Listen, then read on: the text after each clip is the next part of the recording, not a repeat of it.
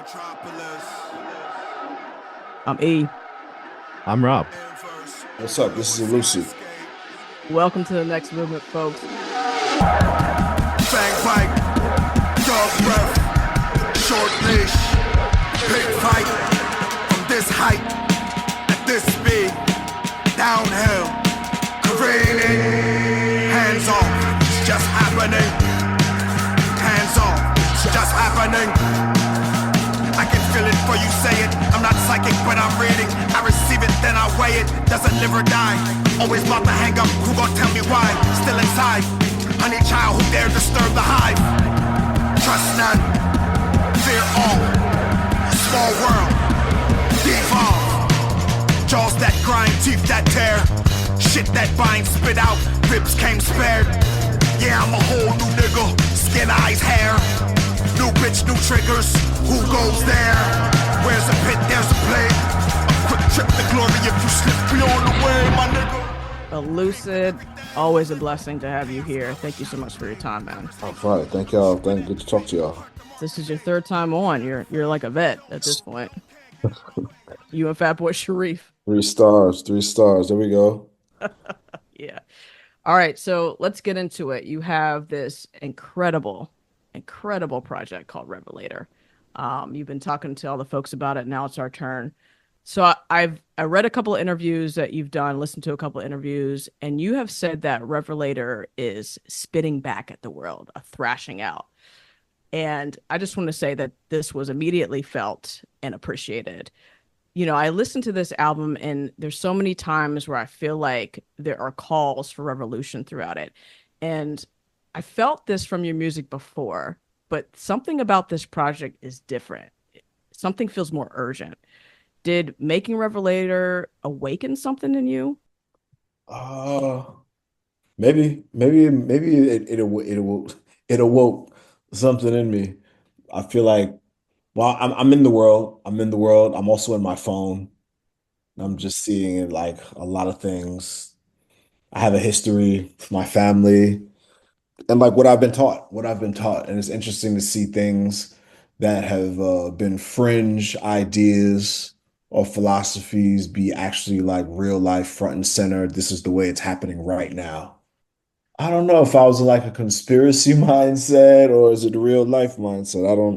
I don't know. A lot of things feel very blurry, but that doesn't mean that I don't feel like solid on my square, knowing what I know, knowing what I see, knowing what I feel, knowing what's been said, knowing what's been written, and seeing it all like kind of happen in front of our my eyes. Yeah. So I think like making the record, like I just wanted to just pull at those strings, whether it be like really lyrically, but I think the difference is that like I'm at the helm of the production in a different way.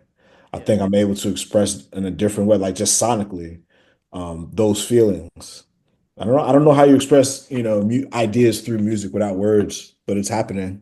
People do it, but like that's just another kind of tool that I've had the ability to use. Like making this record, everything is kind of running through my filters, through my chambers, and what I think when I think of the ideas in the record, the memories and the ideas, like this is what it feels like sonically. This is what it sounds like sonically. The cover image for this project is striking. Shout out to Alexander Richter. Alex Richter. Yeah. It's just your face, of course, tightly cropped. When I see a cover photo like that, I think it often conveys something about the artist's connection to the album, almost like the artist is saying, like, this is me. The things you're listening to are me. Could you talk a bit about your decision to use that image for the cover? Yeah, it was completely Alex Richter's deal. He's a person I feel most comfortable like taking my photo. I don't really enjoy taking photos, but in the conversation, like I knew I wanted him to do it, and he was like, "Yo, Arm& Hammer has been on a run. You've been doing things here, there, like, on my team player shit." But he was like, "Yo, it's your solo record now. It's on the Fat Possum platform. Like, yo, you should be front and center. Like, people should be like, yo, that's Elusive." Like, that sort of recognition. He was like, yo, I think this record is the perfect time to do like a portrait type shot. And yeah, we just shot in his neighborhood. Well, it's not really his neighborhood, but it was in Queens. And we were there, and he had this idea. We went to a couple other places, but yeah, that area in Queens where we shot that's by Queens Center Mall. It's just a parking garage, actually. It kind of looks like the Guggenheim. And then people like it's funny because people are like, yo, this looks like somewhere in Amsterdam. This looks like somewhere in Czechoslovakia. Someone said, you know what I mean? That style, that circular spiral, sort of like, yeah, it's everywhere in the world apparently. But yeah, that's just a parking garage in Queens. Yeah, shout out to Alexander Richter. Yeah. Mhm. So Revelator starts off with "The World Is Dog," and goddamn, what a way to begin an album. And there's just something about you and drums. I think it's because I think of your work as being very ancestral, very tribal, and there's definitely an indigenous feel to the drumming happening on this track and others on Revelator. Based on its sound and what you're speaking to on this album, it really feels like you're carrying stories from your community and others with you, both past and present, as you share your own experiences on Revelator. In a recent interview you did with Treble, you said, "There's detail, there's nuance, and there's no way this could be all one color. I see purple, I see orange, I see a lot of black, sure, but there are other ways to look at it as well. And that's just looking at it abstractly and just thinking about the practical everyday history of a black man in the United States who understands the history of this country. Folks have had it so much harder than me. So I want to ask you, how important was the use of live instrumentation to the themes captured in the conversations happening on Revelator? Do you think you would Mm. have been able to take the direction that you did without it? I would have. I think I would have, but it would have been like really expensive with the samples. Probably been really, really expensive. Just like the platform that Fat Possum is on and intentions for like what I wanted the record to do and things I want the record to avoid. Yeah, like it couldn't be sample based like how I want to. So it was just like reaching for intensity drums. And I just happened to know John. I just happened to know John at the time, and I'm getting to know him as a person, and like we're vibing out on music, and he's really ill. He's really, really, really ill. I'll just come to him with like, well, the world is dog, right? Like that was originally just a noise song. Honestly, like it's like Kelly Price singing in a park, looped up a few different ways. I had some effects on there and it's just looped up 1,000 different and it's just like it has its own sorts of movements. But then John came and added the drums and it made those movements more apparent. It added like a more defined sort of rhythm, it took it out of this free form space that it was created in. And yeah, it's like the level was always trying to push the intensity and it just worked. It just worked. The sound that he was able to get again like this guy was recording those drums in his apartment, you know what I'm saying, and we didn't have to do that. We had access to like a brilliant studio with really, really expensive microphones and like very famous people have like made records in there, very famous people. So it was like we did that first just because the opportunity's there, and then we did it at the house. It was in the house that sounded better, it just Yeah. did. Recording drums in a one bedroom apartment in the Upper East Side of Manhattan. You know what I'm saying? It just had that sound, because I was thinking about break beats, you know what I'm saying? And it's just like you think about the technology and how people were playing and recorded those like gut bucket soul joints from like Memphis. Like these were not like, super hi-fi recordings. It was about feeling, it was about vibe, it was about swing, more so than it was about like fidelity. You have this gift for writing these one-liners. Usually they're used as hooks, and they just stick with me. On Ikebana, for example, you say, "I feel like everybody knew me." On CCTV, the line that stuck with me, I'm sure it stuck with everyone. "Tell me a lie, tell me the truth." You've consistently come up with these lines in your music, and you often repeat them in a way that feels like a chant to me. Chanting, of course, long been a part of the African American experience, and I read an NIH study from 2022 on the cognitive benefits of chanting that found that chanting can lead to decreased stress, uh, decrease in depressive symptoms, an increase in focus and attention, increase in social cohesion, and can induce mystical experiences. Mm-hmm. So you must know what you're doing, right? Do you chant in your outside of music? Are you chanting in your music with the intent to create some sort of social cohesion or induced mystical experience? I think those are just like the byproducts. Those are dope. But I think in the moment when I'm just making this thing, I'm just doing what feels good. I'm doing what feels like it grounds me. I'm doing what feels like I'm saying what feels like appropriate in that moment in like a very specific way. Like it feels just like this.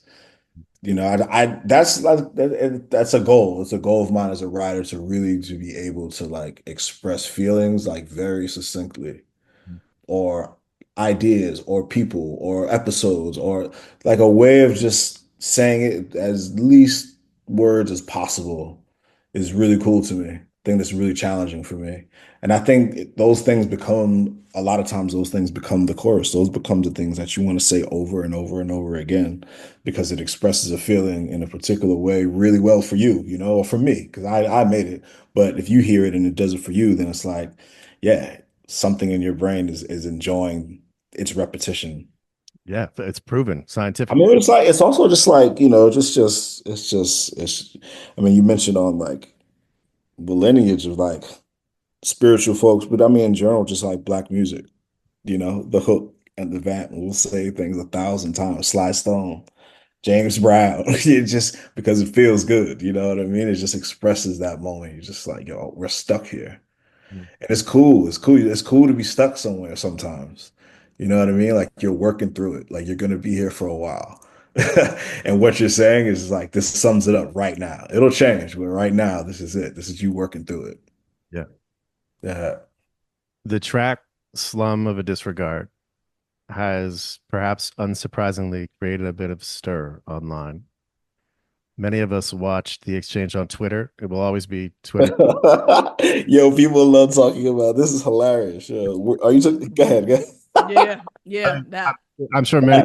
people are aware, but That. I'm going to summarize and then I'll ask my question. Uh, Sure. an account that shall remain nameless expressed, quote, disappointment and what they called, quote, all the Jew hate from you and from Caltrops Press, who was quoting and expounding on the song.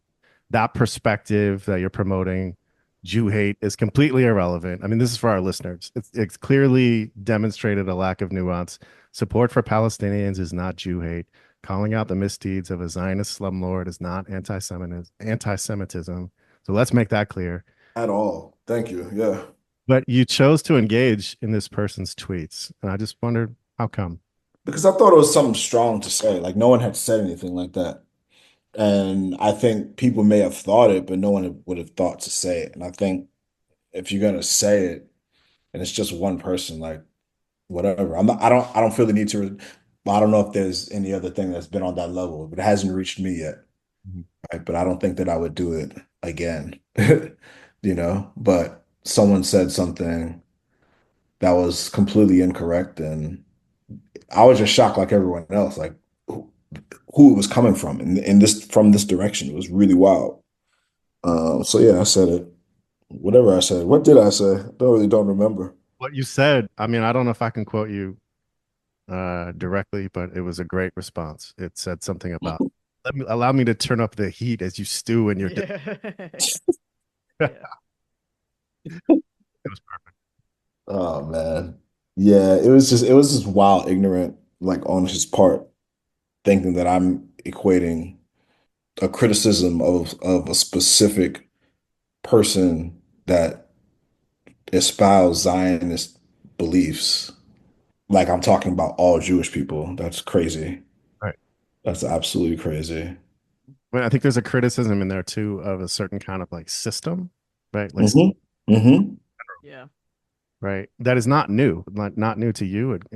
It's been brought up in rap music and art for a long time. So yeah, it was confusing.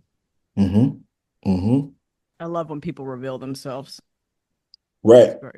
Which, yeah, it's just like enough rope to hang yourself. Because I didn't ask for the information that I received about his life or his beliefs. Like he was really like talking to my wife, and he's on like speakerphone, and like we're all just listening, just like disbelief about like the things that he's saying and the excuses, and like he was really proud of like what he had done. As if it was all good, you know. It was like I'm in the right here. I'm on the right side of history. I'm doing great deeds. Um, but yeah. Wait, you're talking about your landlord, not the. This is the yes, absolutely. I'm maybe I'm yeah, I'm not telling the whole story, but yes, that this is the person I was talking about in the song. He was the president, the head of the management company which owned the building that I was living, that my family was living in. He was the landlord. Well, we talked about Ikebana a little bit. I want to dive a little bit deeper into the song. It's one of my favorites on Revelator. It's really beautiful. It has a really emotive sound, and I had no idea what the word meant until I looked it up. 3,800 out the credit, I ain't counting, but it's sweat labor. Talking out my head, a fever setting. Leave the meter running, I'll be back in 10 or something. Word, he out of reach if you trying without answers. If ever you should wonder, inside repeating numbers, trigger doomsday. Ikebana bouquet, chosen for my boo thing. I feel like everybody knew with me. All my comings and goings, right where you lost me. A black power nap away in my drawers, on time but off key. Good morning, oatmeal, Ethiopian coffee, scorching, space jump, X's and orbitings. Burn away before they penetrate if you were in the way. I feel like everybody knew with me. Everybody knew with me. I feel like everybody knew with me. Everybody knew with me. I feel like everybody knew with me. And so I want to read a quote from an article that talks about the actual practice of Ikebana. It said, it's a centuries-old Japanese art of arranging flowers. The practice, which roughly translates to making flowers come alive, uses carefully selected blossoms, greenery, and other flora to convey a specific feeling or emotion to an observer, just as a painting or sculpture might. So replace the word flowers with music and blossoms, greenery, and flora with rhymes, rhythms, and sounds. Do you feel like you're borrowing from this tradition and intentionally structuring your art in a similar way? One could make the argument. One could absolutely make the argument. But I just came across it just being a lover boy. Just a gift from my wife, you know what I mean? Like that's really like how I came across it, just like looking for flowers, but like flowers is kind of whack. It's got to be something really cool, you Yeah. know. Just I just didn't want to buy a bouquet of flowers, you know. Yeah.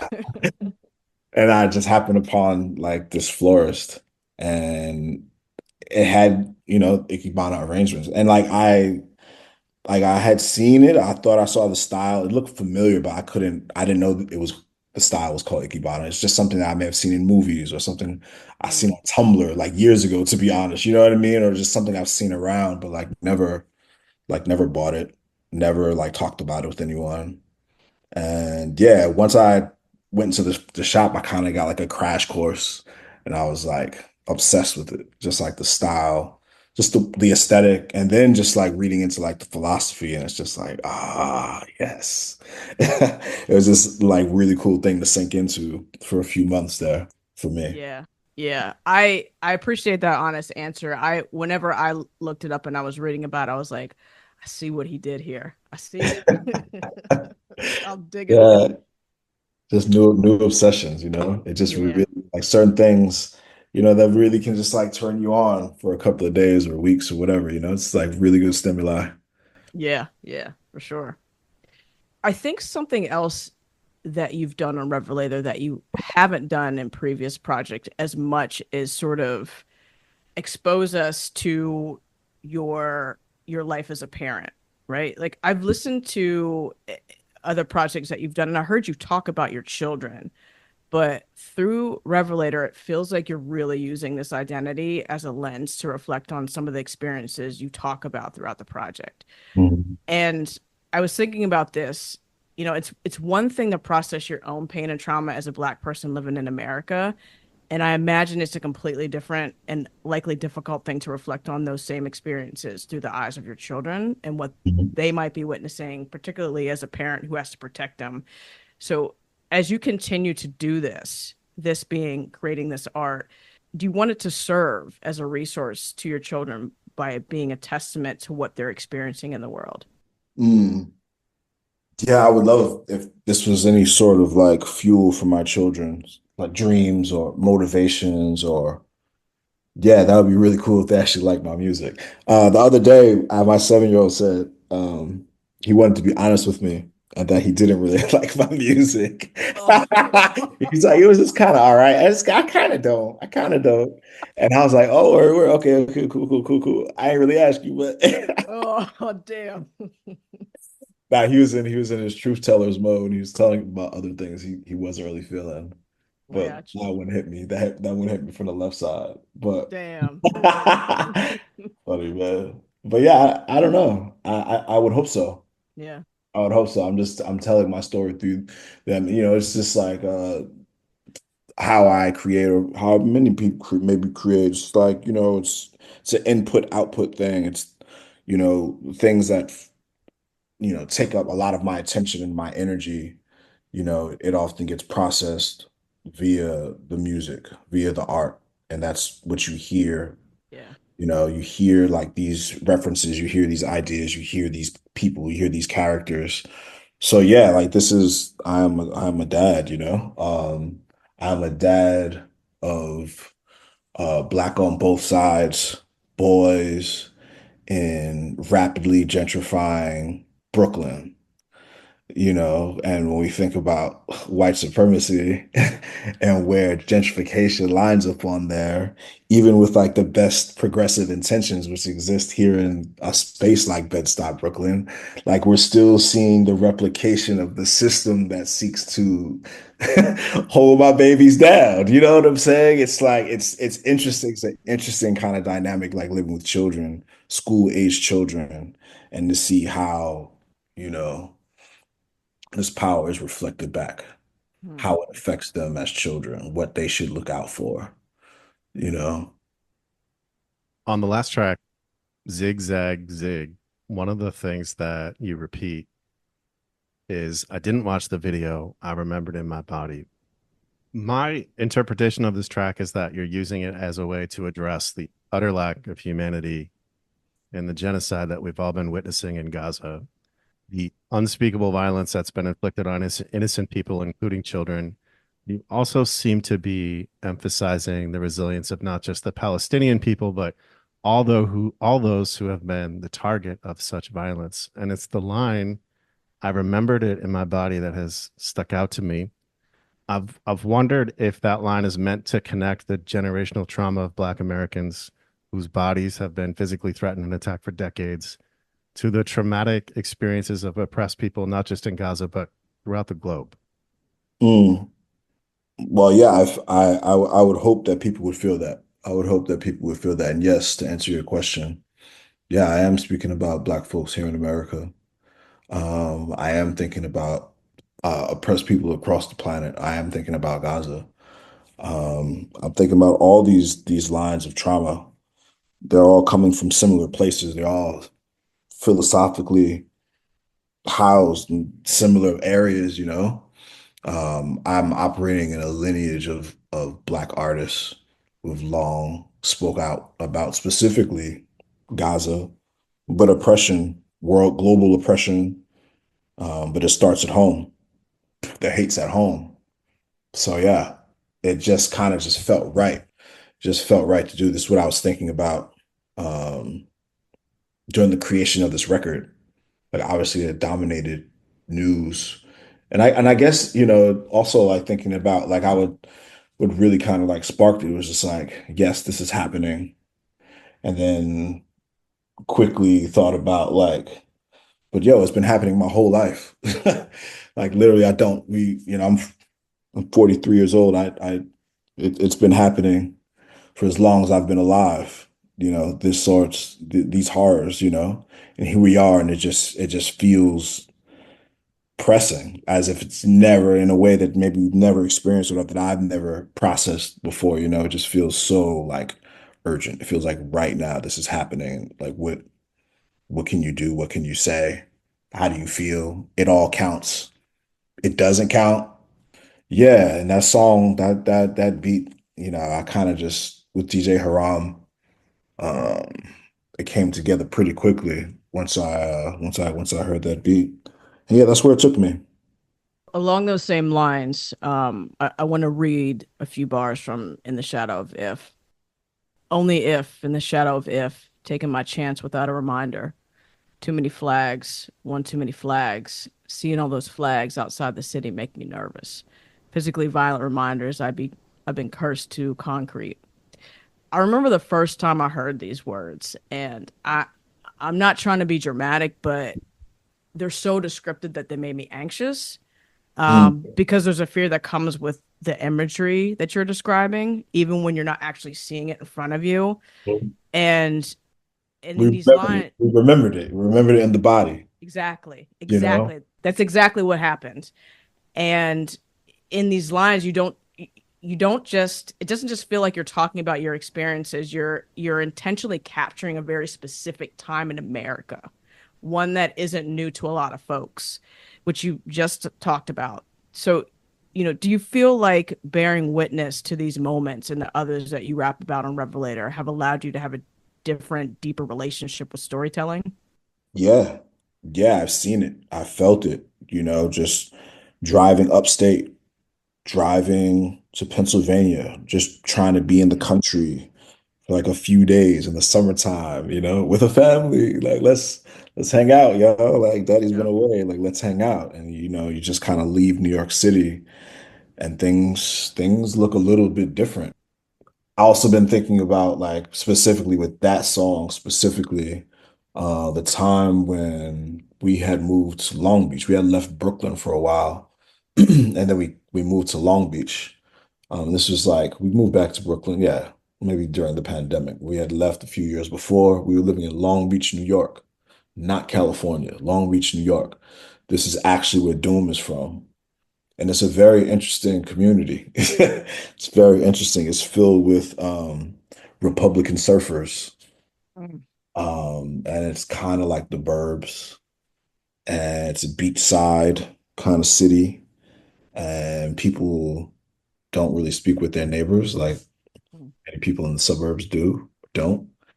And they communicate through bumper stickers, flags, like arrangements on the front porch or like, and this is also like during like when the Trump election, so it was like super pro Trump.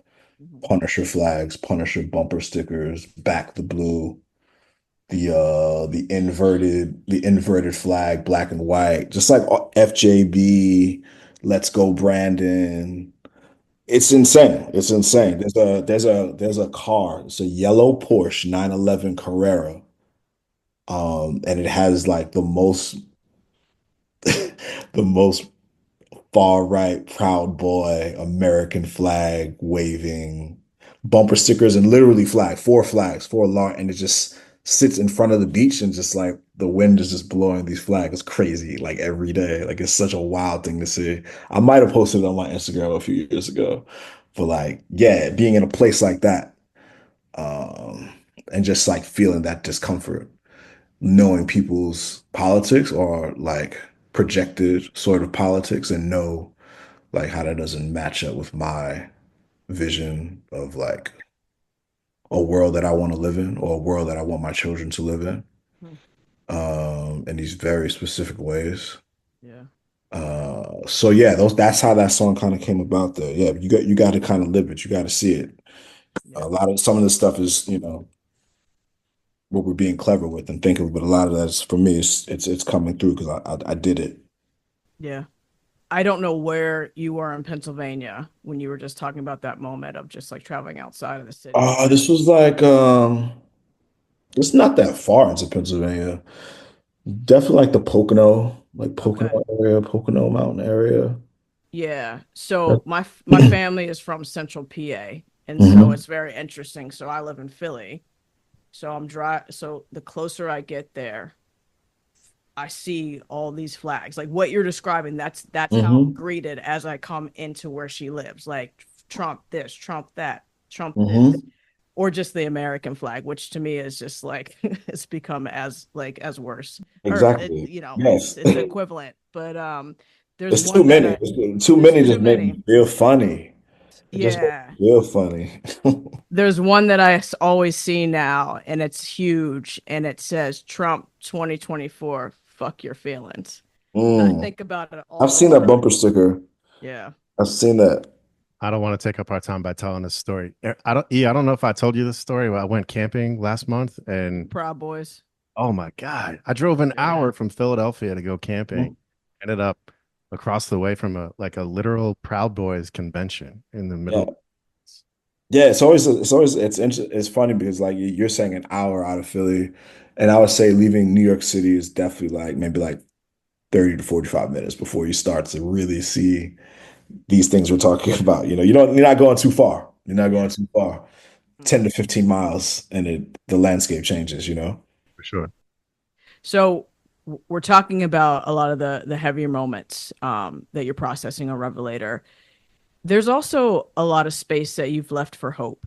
So so during the conversation that you had with Treble, the one I mentioned earlier, you said people love the doom and gloom and the blankest part of everything, but that's not healthy for myself to dwell in this nothingness and nihilism. For me as a creative person, that's not really helpful mental health wise. It's not what it is for me. So I'm not sure when I made the conscious decision to not be 1,000% in that direction, but I want to tell the whole story. And for me, I look at hope as a form of rebellion. I'm thinking about self-care as a revolutionary act because for me to allow myself to dream for a brighter, less oppressive future feels like resistance. Mhm. In addition to protecting my mental health as well. So is that also part of the message that you're sending on Revelator?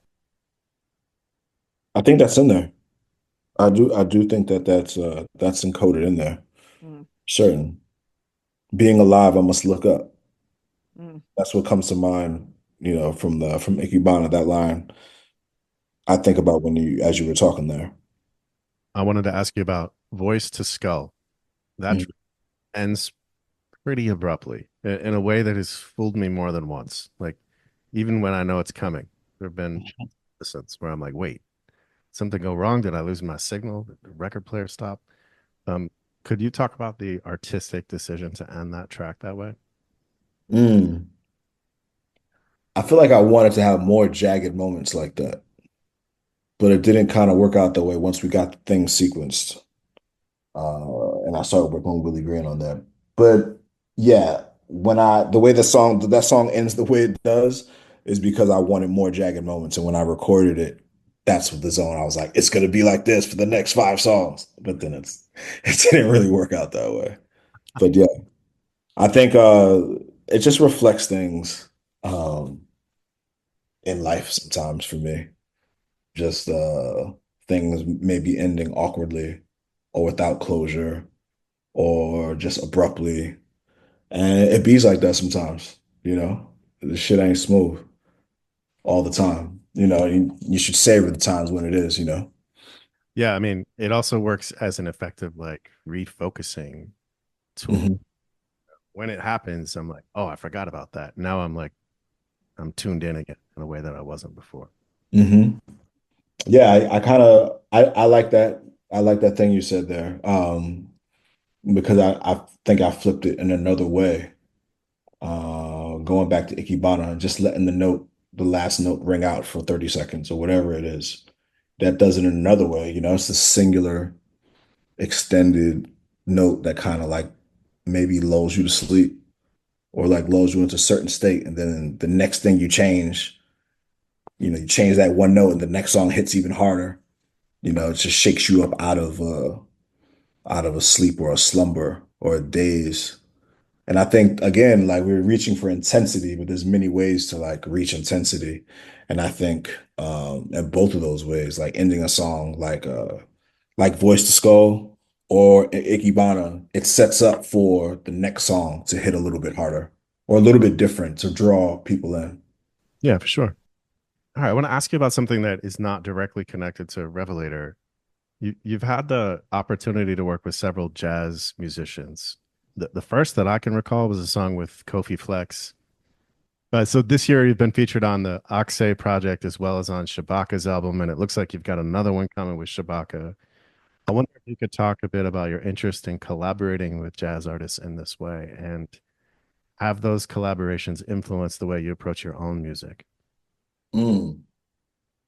Well, I'm really thankful to collaborate with these jazz cats. I feel like I've kind of this year we've been kind of circling each other's orbits. These specific players, homies like Shabaka, um, people like Luke Stewart who played bass on this record. He also plays with reversible entanglements. Mm-hmm. Um, there's been a couple other people. Lester St. Louis, he's not on the record, but Chris Williams.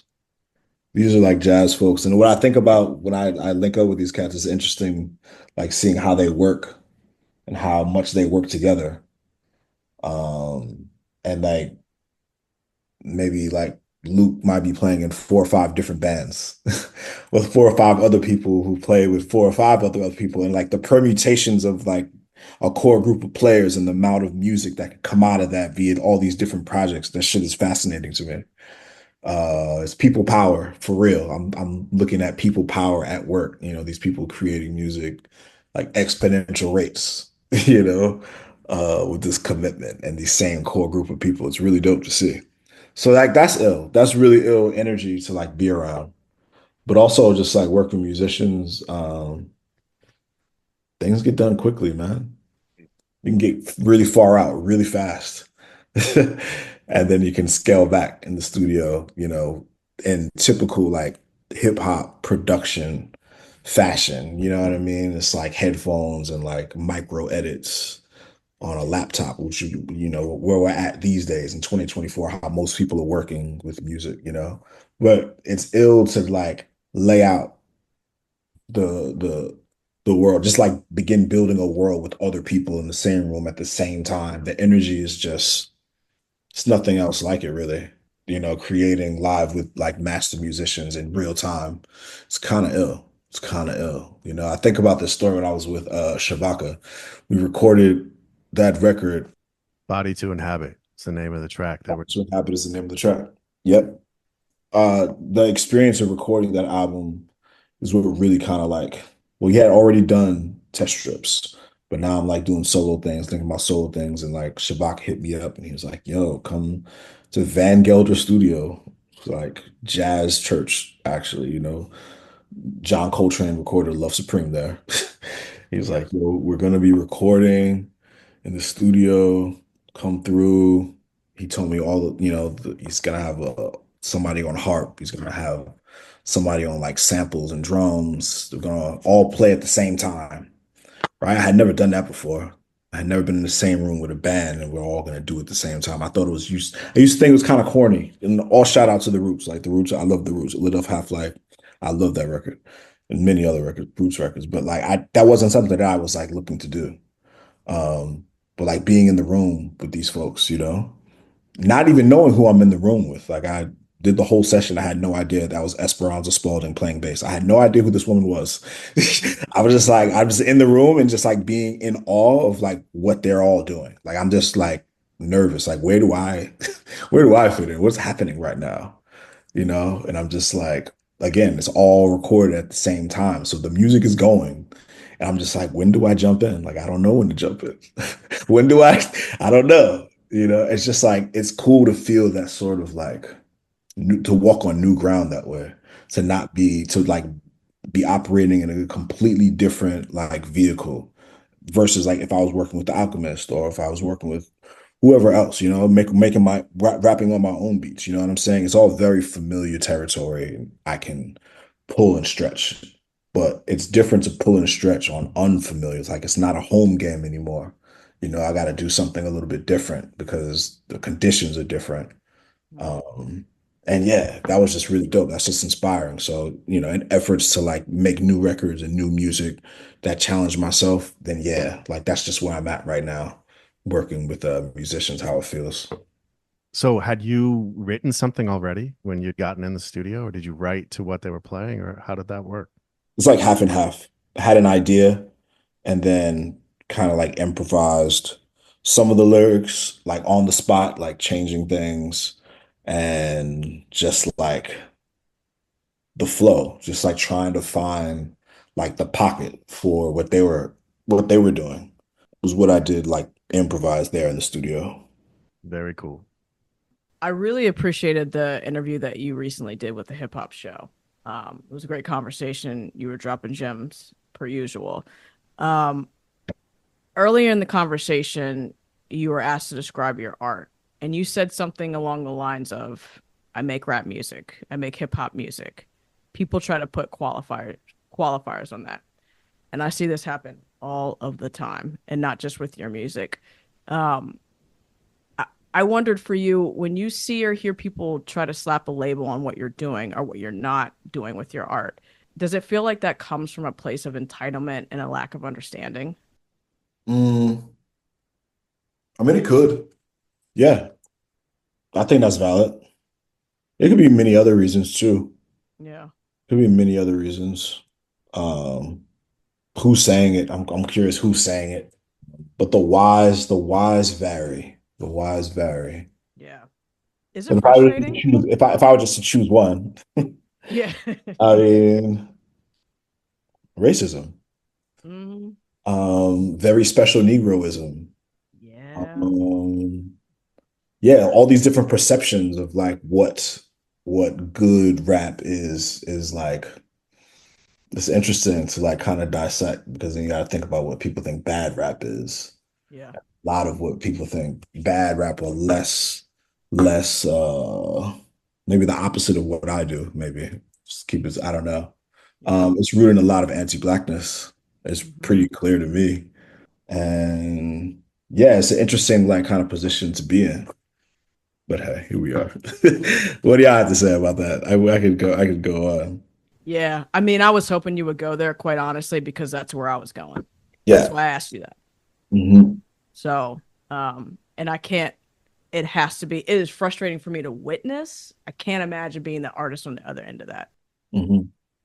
I think there's a comfort only in that like I can say who I am, I can say what I believe, and then once it leaves into the world, like I can't control any of that. Yeah. I can only seek to like correct when I want to correct, when I feel like I should correct it or whatever. Hmm. Or just like it just is. It's not. I have more important things Hmm. to think about sometimes. But yeah, I do think about it. I Yeah. definitely do think about it. It's a very interesting like kind of space. And I'm still also trying to like absorb and figure out as well, like my place in it, you know? Yeah. It's I feel like I'm in a place where it's like it's new. It's a lot of new things to like consider. And I'm just absorbing it. I'll finish processing soon. Yeah. Yeah. I recently described it to somebody as going into somebody's house uninvited and telling them how they need to be arranging their furniture. Mm, mm, don't do that. So, sort of along these same lines, I recently heard and read you urging people to respect art more and allowing themselves to sit with things before forming an opinion. You said, suspend judgment and receive the art. It's cool to not have an opinion on something you just encountered for the first time you hear it or see it. I thought about this a lot from another perspective because there are times when I have difficulty describing how your music makes me feel. And in this setting, the co host of a podcast, I feel pressure to. Mm, But maybe I don't need to do that. And honestly, when I have just allowed myself to feel without naming what that looks like out loud, I have a deeper connection with your music and I'm less distracted. Um, do you think people would fire. appreciate your work for what it is if they just gave it the room to breathe? Mhm. That's fire. Yeah, I just feel like internet culture, social media culture, I think especially social media culture, it's just like designed. Like if you're gonna say it has to be like controversial, scandalous, like this what gets people going, this what gets the numbers, this what gets the engagement. So, to say this like sort of wild things, it's kind of like built for like arguing. Yeah. going back and forth. Like you don't really have to play into that, but I do think it's cool that you can it's still a thing that you can't describe. Right. I think that's cool too. I think why we think things should have to be described was the idea was put on people that's trying to sell it to you. You know what I'm saying? It's like that's what it's boardroom talk in many ways. You Yeah. can talk about this music and how it makes you feel. That's cool, but sometimes I don't think that sells.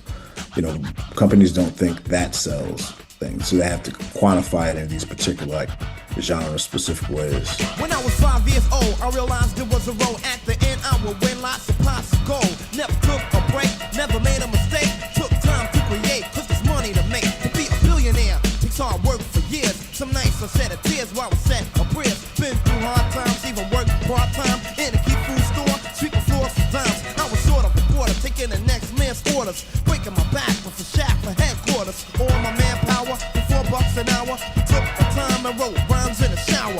Shoes are scuffed cause the road gets rough. But I'm a rocket cause my pockets ain't stuffed enough. All the freaks wouldn't speak cause my checks were weak. They would turn the other cheek, so I started to see a way to get a play. And maybe one day I'll be performing up a storm for a decent pay. No matter how it seems, I always catch the dream. All the girlies scream and suckers get cream.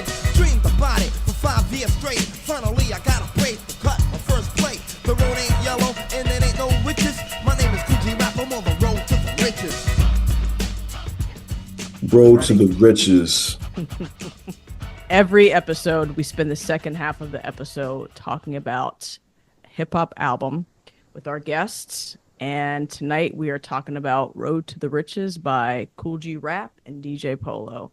So, Elucid, I wonder if you could just kind of talk through your relationship with this album. Like, was it one that you listened to when you were younger? Nah, it wasn't. But I do know quite a few songs. And the first song, I mean, Truly Yours, like that's Mhm. been that's been remade so many times. Those drums are still crazy. Um, then I think about Poison, and I think about my uncle who was a DJ, and he had a really sick routine cutting up Poison. That guitar, like that shit, like he would like backspin and juggle and transform that shit for like 15 minutes. And I remember just like, yo, I love that. It was just like one of my favorite things he did. So Poison, back again, back again. Like it was, oh man, oh man. I'm gonna ask him if he still has that on like CD or something. We're talking about like mid 90s, late 90s. Mm. He would really go in on this, Yeah. on the tables, doing like routines and stuff, like real turntablist kind of things. So yeah, those two. What else? There's a couple other joints off of there that was just like, this is why Black Thought sounds the way he does. Hmm. Yep. This is why Black Thought sounds like I can clearly hear the influence in like the rhyme patterns, like Mhm. the tone of voice. Like it was like Yeah. clear cut template. Yeah. Yeah. Made all the more confusing by the track Boom. By Where the way, by that the roots track Boom, where he's like yeah, yeah, Kool yeah. he sounds just like Kool Rap on that song. It's Yeah. the point where Yeah. like when I hear Poison, I'm like, damn, why do I know? Oh, I know it because Black Thought was rapping second Right. on that song. Right. That's so crazy to like hear like something like so much older, just the fingerprints, just like the imprint still here, 20, 30 years down the line. Yeah, it's He wild. he influenced quite a lot of folks. Yeah. Yeah. I don't think we would have folks if there was no Coogee rap. Really. Folks that were after him. Mm. I mean, they say Nas was influenced by G-Rap, if I'm not mistaken, too. Yeah, he Yeah. was. Yeah. Yeah. Queen's connection, right? Yeah, yeah, Yeah. yeah. Yo, you said yours truly yours. What a wild ass fucking song. He was saying some wild ass shit on Was there. that the one he was like from Moose to Missy? Is that the one of the lyrics on there? It could be. It's I mean, it's the 90s. Like homophobic rap was like well, par for the right. course. Well, right. Like this is. That I mean, this is the norm. Like this is everyday shit. But that I don't know, man. We were talking about this before you came on, and I think what it is like we're listening to this in 2024. hmm Like back then, it was just like whatever. But now it's kind of like, yo, It was just like, yeah, I just feel like I wonder what it was like to be, what year are we talking? Is this 90, 89. 89? Okay. Yeah. Yeah, I just feel like the level that he was rapping at, like, yeah, I don't think anyone's really doing it like that. No. Like, so it's like this wonder. Well, you get away with a lot more, being like just in awe of the style. So like whatever you're saying, we just kind of like we'll take it. We'll take it. That's true. I think you can get away with a lot more when you're in this position where you're just like pushing Yeah, the culture. aesthetically, it just hits Yeah. all these marks, it just makes people feel like, yeah, you can get away with a lot more. I was listening and I'm looking at the track list now. Um, it made me think of the song Cars, which had the Gary Newman sample. Yeah, yeah. It was kind of ill to me. It was kind of ill to me. But Yeah. it was just like so many people was rapping about their car. I thought about Booming System, and I was like, was that like right after this? Like L Cool J Booming Mhm. System. I think about we like that Latrim song. We like the cars that go boom. I Yeah. think about like co and it was just like that sound. That sound, 808s was really cool. It's a great song. Yeah, the sample is brilliant. Yeah, And I wonder, I don't know if you know this or not, but like, none of this shit is on streaming. Like this is not on I streaming. peeped that. You can't find this any like I had to look it up on I have the cassette, but I had to like stream it on YouTube. I But peeped that. yeah, so I don't know if it's because of the samples or what. That was my guess. Mm. Yeah, I wonder. What's the song? What record label was the song? Cold chilling. Yeah, even when I listen to when I try you if you try to find like Biz Markie albums, it's kind of spotty too. So I think maybe Coachella is not really fucking with the streaming things like Yeah. this. You got I some don't skills know. there, maybe. Gary Newman wasn't a fan. I don't know. I don't know, man. I feel like that's been done like a couple of times though after, but who knows? Yeah, maybe he wasn't fucking with this particular one. I don't know, man. Yeah. None of their shits on streaming though. Like not this album and the next two. Mm. It's What weird. you were saying, Elucid, though, about G-Rap being like just far and away better than most rappers of his time was apparent to me while I was listening to it today. I was like, damn, he sounded like that in 89. That's Uh, wild. yeah, yeah, Bro, yeah, I know this happens all the time, but naturally, like a comparison to Rakim, who also was like light years ahead of everybody else. yeah. But people. I feel like I wonder why though. G-Rap kind of got the Yeah. lesser shine when like stylistically they both did like this light years beyond type of style that shows up 30 years later. But Rakim is maybe the more heralded, maybe. I don't know. I feel like because Kane was in there too. Also Like he could throw Kane, Kane in the mix. Yeah. true. But Kane had the flash. He had like the commercial. Yeah, which is probably uh, why he got a lot of love. yeah, G-Rap was like the underdog, and then maybe Rakim was like he was like the art rap guy. Yeah. You know what I'm saying? Like Rakim might have been Yeah. like that sort of like art rap category. Like he was just like, yo, he's got concepts. He's like, the vocabulary he was using, like no one was doing these particular things. He was a smart rapper, the very special Negro rapper, maybe. Yeah. I don't know. Is it It's so because like interesting. Like, yeah, we're yeah, talking about this was 35 years ago. Right. yeah, Yeah. yeah. I don't know. Is it because like was there something about Rakim and Kane that was more digestible on a larger level? This what I was gonna say is Hmm. he made this record and then took a turn like towards more like Yeah.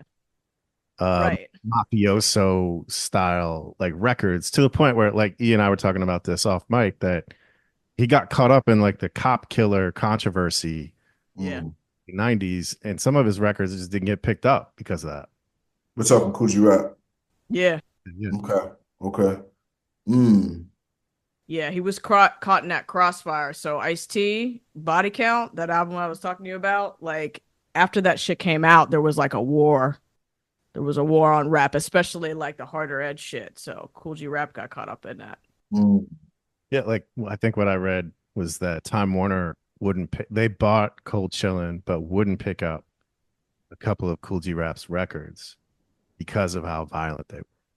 We're talking mafioso era. So what we're Yeah. talking about? This is This is 456, I feel like.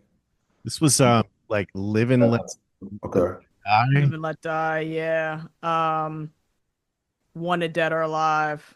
Those two records, yeah. I don't. Do you think of mafioso rap though when you think of Road to Riches, Road to the Riches? No. No, I No. don't. I don't. No.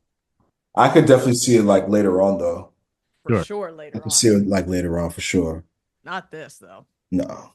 I was thinking about. Might have was this the start? I feel like that might have been like the start. Like we're talking like 91, 92, 90, 91, 92. Also like mob style. Like that was happening. Like you had the whole Yeah. Harlem, like this is crack era shit, like all that. That's when it was like kind of birthed, I feel like, about like 97, you know.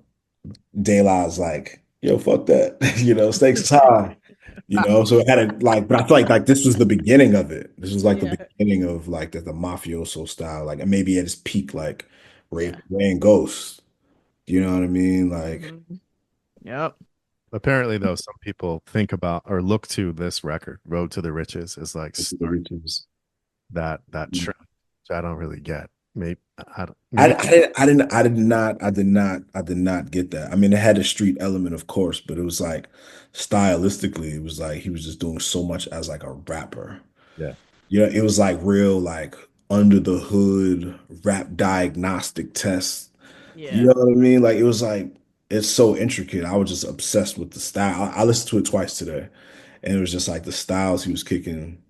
It was just like it was real MC shit. Like in a mafioso, Yeah. it was street, it was rough, but it wasn't mafioso, and it was just like it just felt like a guy from the hood. Like you might have some street experience, but it was the style. The styles will really hit me versus like this mafia guy, this image. I don't think he was really doing that.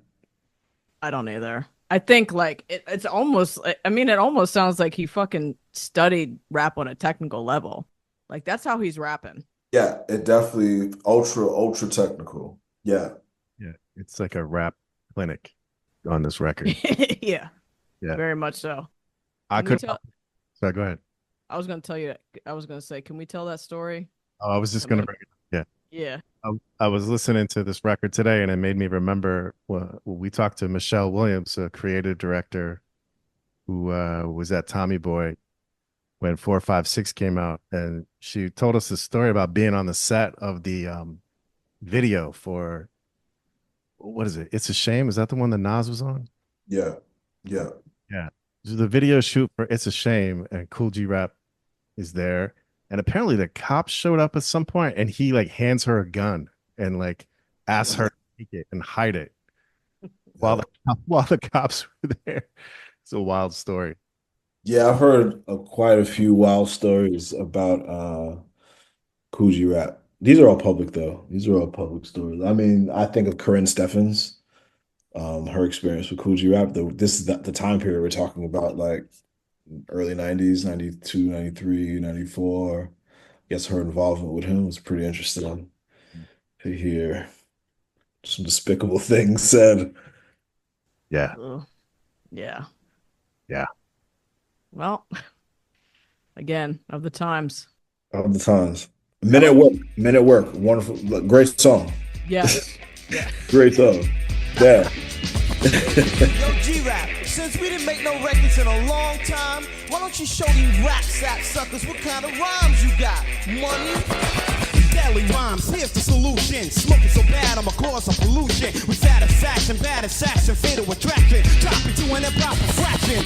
Ill insanity, kill like Amityville. Horror is I wipe out humanity. We'll leave a path for track of 12 to trace. But when you're staring inside of a mirror, you see my face and I'll terrify. So don't ever try to shake up I never fry. Letters together, slides and fries clever than never. Silly ducks write rhymes with feathers. Needed no needles and needed to inject this dope. Cause I'm a death wish, not even Bob Hopes. Rhymes are rugged, so flooded, cold blooded. You ain't better, your products are just shut it. Here to perform, having a brainstorm, make a rain form. How rap groups run to keep the name warm. Putting heads to Betty Bob like Freddy, so get ready. Cause I'ma get crazy out of crazy Eddie. I'm alone with my tone, it's a sharp tune. Developing pictures in your brain like a dark room. Raps to capture the torture with rapture. In 3D, it's a G coming at ya. Words on my rap, who's surprising like Cracker Jacks. You dig on my sugar smacks, so bright on like Apple Jacks. Brother, sister, Mrs. or Mister, my style is complicated. Patterns like Twister. Yes, very good. The whole album is good. Gangster, nah, but very good. Well, this has been the loveliest conversation. Thanks for talking about Road to the Riches with us and talking about Revelator and your work. It's just always a pleasure to have you on, man. Like, Tight. Yo, thanks, E. Thanks, yeah, Rob. yeah. I We want just to really appreciate you. I want to say thank you for a couple of things. One, I mean, this isn't new, but I'm grateful for your courage and like being political on record and being relevant. Because I don't think that happens frequently enough. So thank you for that. And I'm also grateful for the way you give your time to like independent outlets like us. You've been making the rounds. I've seen it, been on many podcasts and independent publications. So thank you for that also. Oh man, thank you. I fuck with who fucks with me. Thank y'all for wanting to talk to me. Thank y'all. Thank y'all for checking in. Like it means more than you know. So thank y'all for checking in with me. Yeah, absolutely. I want to tell you something one real quick before we go. And it's just to kind of like give you a shout out, but so I was at your show. I think it's the first official show on the Revelator tour, the one that you did for Pitchfork. Oh, okay. Pitchfork Fest. So I'm in this room, a lot of white dudes around me. And you played Old Magic. And I'm like singing the chorus, and I look over to my left and I see a brother singing with me. And I don't know if you catch moments like that when you're on stage, but I was like, I got to tell him about this. Like, it was a moment in time that I just really appreciated. Because I don't always feel safe in those spaces. I'm going to be real. So to look over and just see a brother, and we just sort of looked at each other and we're singing the chorus to Old Magic. It was just a moment. And I was like, I'm going to tell him about this shit when I see him, because I just want him to know that that shit is happening in the crowd. That's fire. But yeah, I almost got in a fight with these dudes after Woods went on, because they were trying to push me to get to the stage, and I was like, nah, man, I can't do this Oh, shit. fuck that. Oh man. Y'all hate hearing that. Damn, sorry about that. No, it ain't your fault, man. It's just the energy that's there sometimes. But I just wanted to tell you that because I feel like, I don't know, maybe you would appreciate it, but Yo, thank you. I don't catch it. I don't really catch it from the stage, so I do love to hear it. And that's fire. We're out here in like the cradle of empire in London, and you were over there and able to like connect with somebody else over some like old magic. That's fire. Yeah, So, it was wow. a beautiful thing. Yeah. That's social cohesion that comes with chanting. Yeah, there you go. That's it, yo. Before we go, Elucid, is there anything that you want folks to know? Like, you want to tell them where they can get Revelator? Tell them about the tour. Word. I mean, yeah, I wish, I'm looking forward to I'm inspired by what you said there. I'm looking forward to more opportunities for folks to engage that way with other seekers and lovers of like this music, of this vibe, whatever I'm bringing out, with people connecting with it. You should be in the same room with these folks, vibing on that same level. I will be on tour starting in January, intermittently through February. I'll be overseas, UK, Europe, uh, and then East Coast, West Coast shows here in the US. Yeah, tickets, you can find them at Lucid, Revelator Tour. Do your Googles. Revelator's available everywhere you listen to, buy, and steal music. Do tap in. That's right. For Philly folks, Elusive will be at Kung Fu Necktie. I believe it's the 16th. Is that what it is? Yeah. I unfortunately will not be at that show, but I will be at the show that you are doing in London on the 9th. The 16th of December, is that right?